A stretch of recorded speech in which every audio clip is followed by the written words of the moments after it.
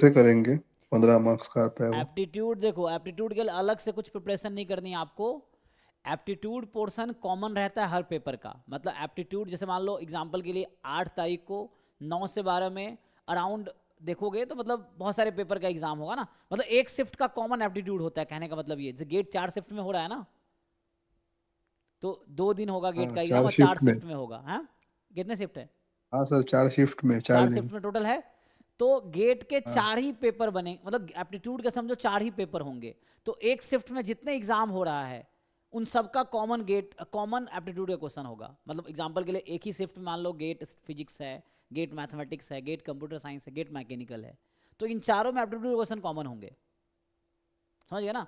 ये सर नहीं कि ये हर स्टैट वाला मॉर्निंग शिफ्ट में रहेगा तो हाँ उस जिसमें भी उस है, तो हिसाब मैं से नहीं दे अभी मैं पाए। उसका आंसर कर रहा हूँ कैसे प्रिपरेशन करने हैं। So you don't have to do anything else. आपको गेट के सारे पेपर कलेक्ट करने, फॉर एग्जांपल 2025 का अगर देखोगे आप तो 30 डिफरेंट पेपर्स हैं।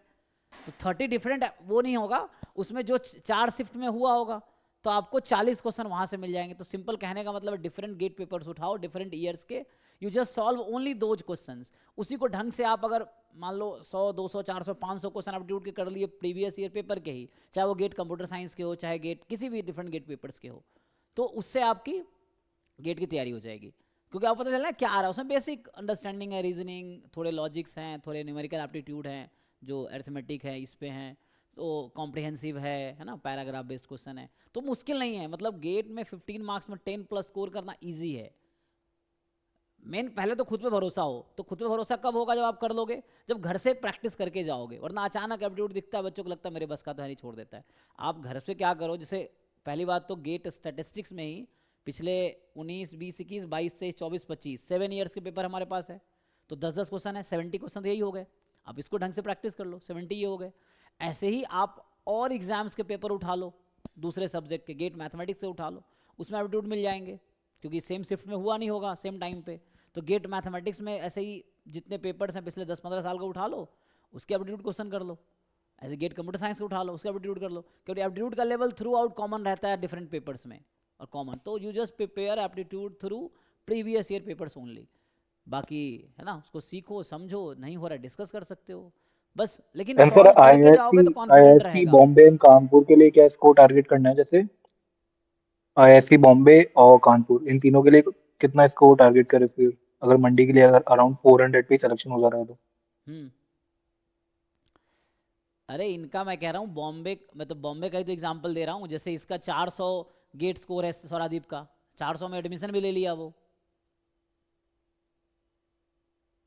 हाँ सर, मतलब वो उधर क्वालिफाई ओके फिर तो देना सर लेट्स पड़ेगा से ना, अगर तो कि अगर शॉर्ट लिस्ट हो स्कोर ज्यादा जाएगा आ रहा उसमें। है, स्कोर अगर ज्यादा भी आ रहा है तब भी रिटर्न टेस्ट देना ही पड़ेगा, रिटर्न टेस्ट एंड इंटरव्यू?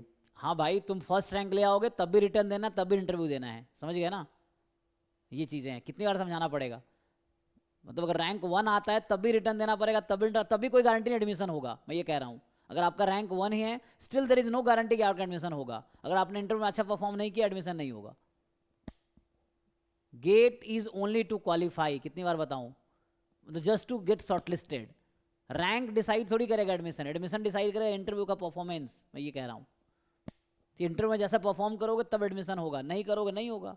मैं बताया ना। अब क्या लगता है, जैसे मैंने एग्जांपल दिया, थर्ड रैंक वालों का एडमिशन हुआ, 88 का एडमिशन हुआ, 195 का एडमिशन हुआ। चलो सौरादीप का 195 रैंक है, तो व्हाट डू यू थिंक वहाँ 10th रैंक वाला नहीं पहुंचा होगा, इंटरव्यू नहीं दिया होगा, 5 रैंक वाला नहीं दिया होगा। मैं एग्जांपल देता हूँ, चलो हमारा ही फैकल्टी थे पवन सर, उनके 17 रैंक है गेट में।